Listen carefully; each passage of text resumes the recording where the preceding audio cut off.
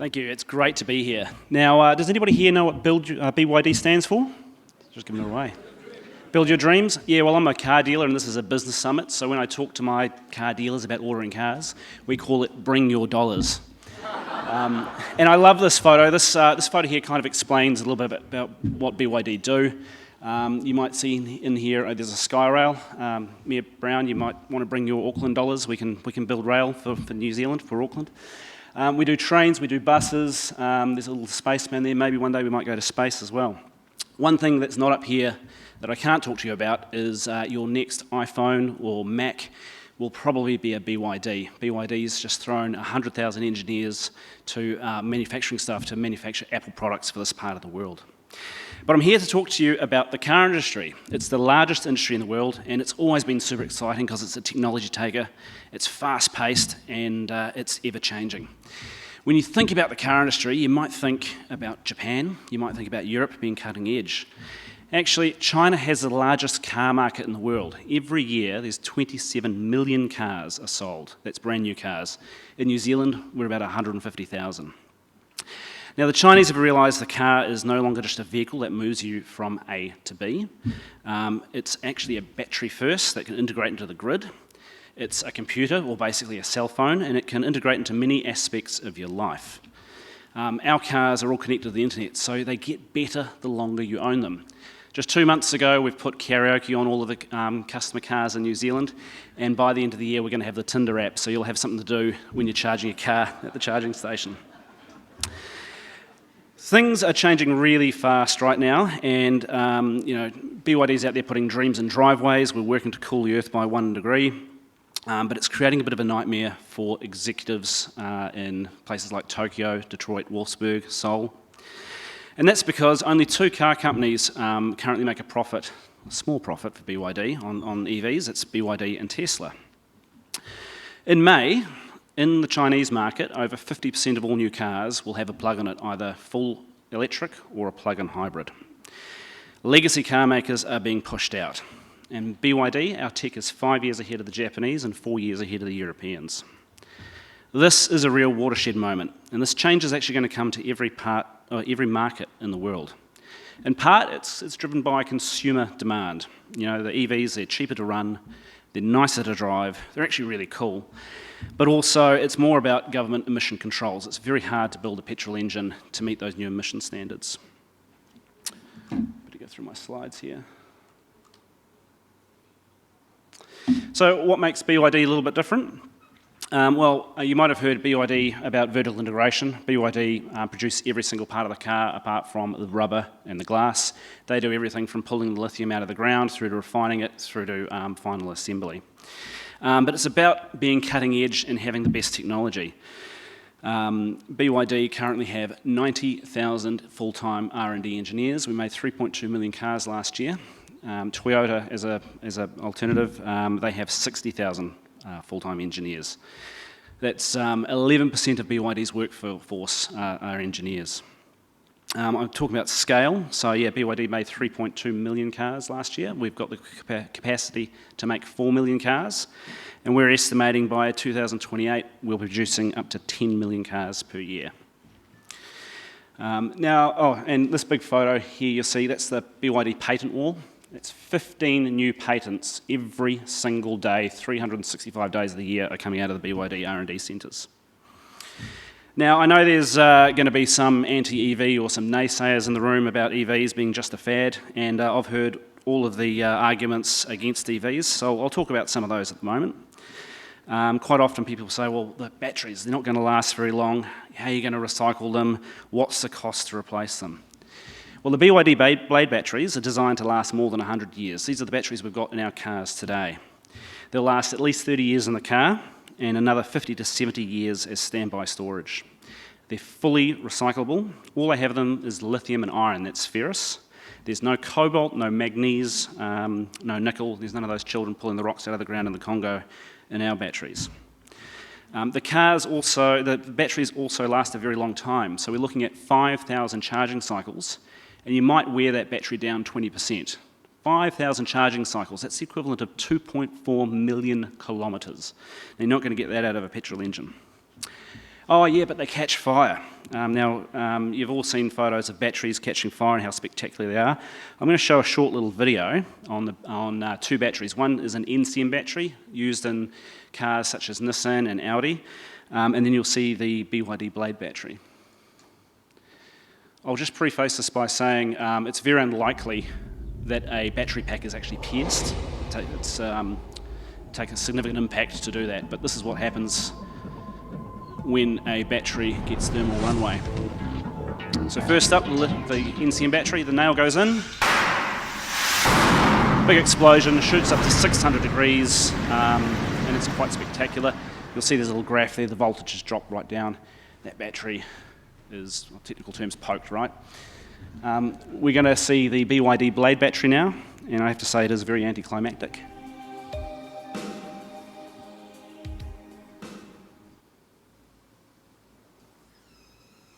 That's actually the test completed. It shoots up to about 60 degrees, and that battery is still good to go for another few minutes yet with its voltage. So these batteries are so good that Tesla, Mercedes, Kia, Ford, and Toyota and other car companies are buying them. So if we can't get someone to buy our car, at least we can get a little portion of somebody else's sale. The next batteries coming are sodium-based, and they'll be in production in about 3 years. Now, sodium comes from the ocean. It's really cheap. It's under $1,000 a tonne at the moment. Lithium is about $37,000 a tonne.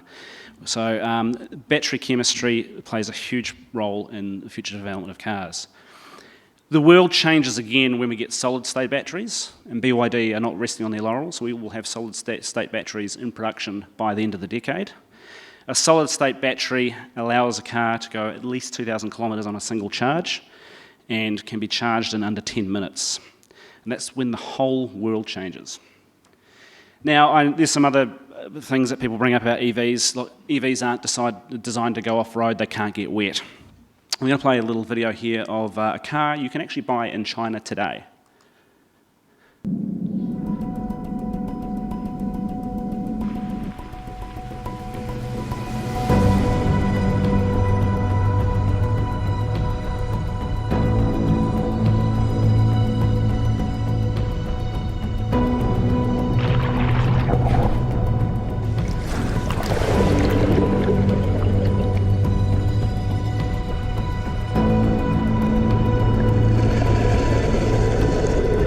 It's floating.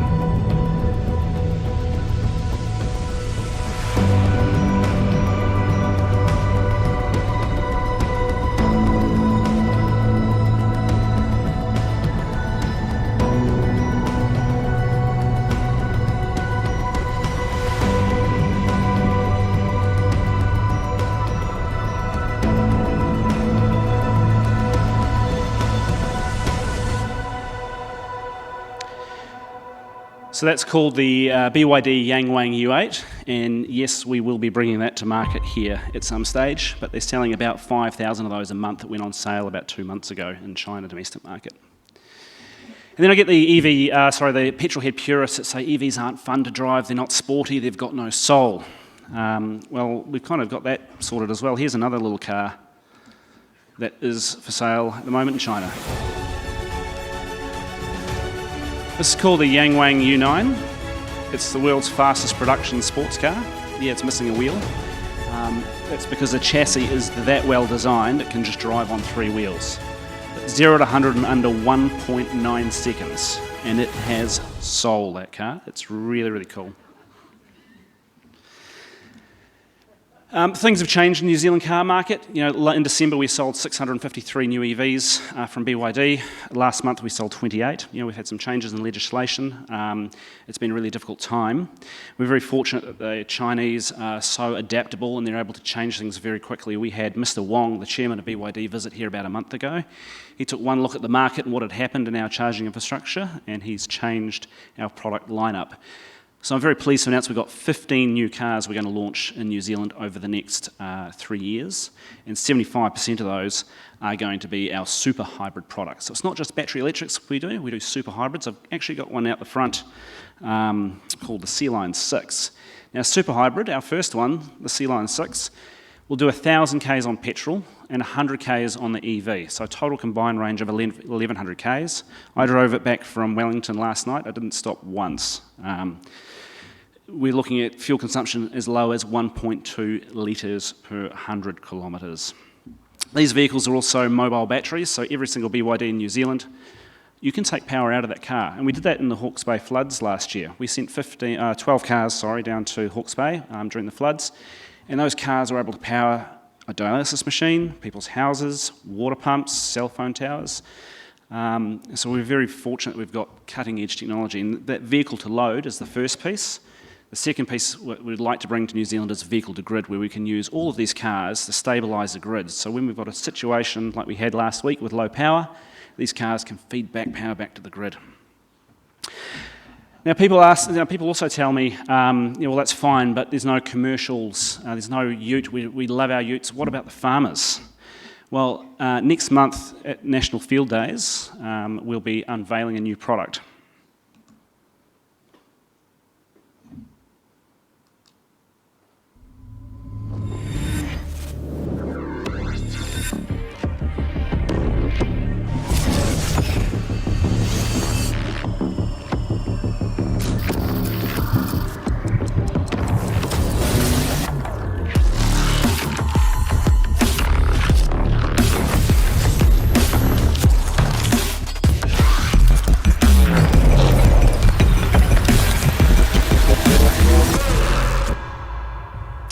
Now, being a car dealer, I kind of don't like the name Shark, but we will have the BYD Shark for sale. I'm covering that at Field Days, and it's going to be available and delivered to customers, farmers, government departments, all sorts this year.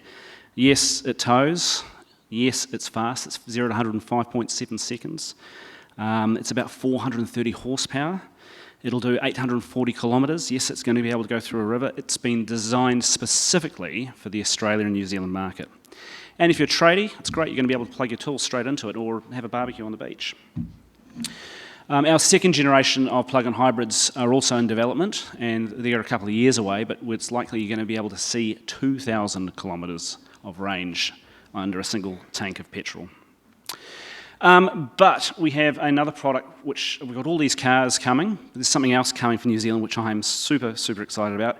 And it just shows you how serious the Chinese are about this part of the world. I can't wait to test drive this one myself. We have our very own dedicated BYD Ro-Ro vessel. It's under construction. It's due to set sail next year. This is a liquid natural gas powered ship with BYD blade batteries in it, and it's going to be able to bring 7,700 cars to Australia and New Zealand every month. Right now, there's only one ship that comes out of China, and we have to fight for space with Polestar, with Tesla, with Kia, with MG. So this is a real game changer for us. There's going to be no production hold-ups for us at all. Look, I'm going to have some availability to answer some questions shortly, but just in closing, I'd like to say if there's any government officials in the room and you're listening to Japanese or Korean or European car executives here that are saying that New Zealand's CO2 targets for the Clean Car Standard aren't achievable, I'd say look to China. They are achievable. China is being first. If you want to chase that green dream, follow China. We track every single gram of CO2, and the world definitely is electric, and it's definitely green. I'll open up for questions, Tim.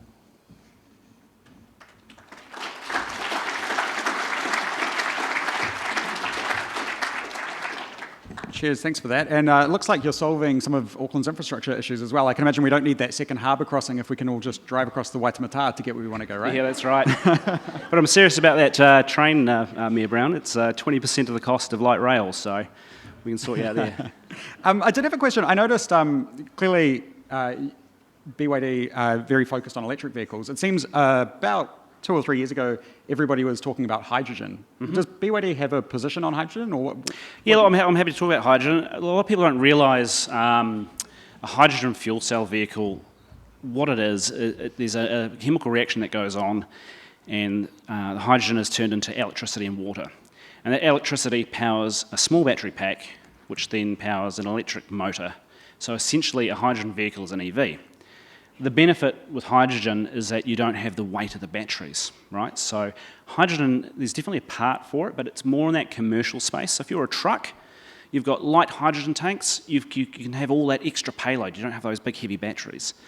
But in terms of vehicle sales, and I know people from Toyota or other Japanese car makers might have a different opinion, hydrogen passenger sales are down 70% this year. The largest hydrogen market for cars is in California, and they are not continuing on with their hydrogen highway, their big hydrogen infrastructure place. So definitely for heavy commercials and commercial applications like ships, it makes sense, but that ship sailed for the car market, unfortunately.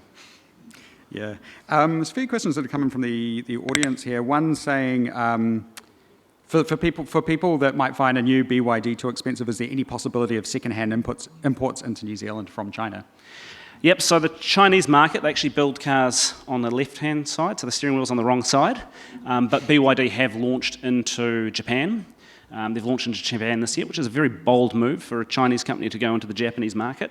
You'll see those cars come into New Zealand in the next 3 to 4 years. But we're very fortunate in New Zealand. We're a very large supplier to New Zealand government departments. We're putting cars into organisations like Kāinga Ora, WorkSafe New Zealand. The government turns over those fleets very quickly, and those cars will again filter through down to the New Zealand public. So I've also mentioned earlier in my speech, we're bringing 15 new models to the New Zealand market. We'll have a car for every part of the market, and that includes cheaper, more viable vehicles. So there's a car called, you might have mentioned it, the Seagull in China. It's $10,000 US. It won't be $10,000 here. I am a car dealer. But they call that the alternative to walking, and that is a really, really good car for the city environment, and there are cheaper alternatives coming.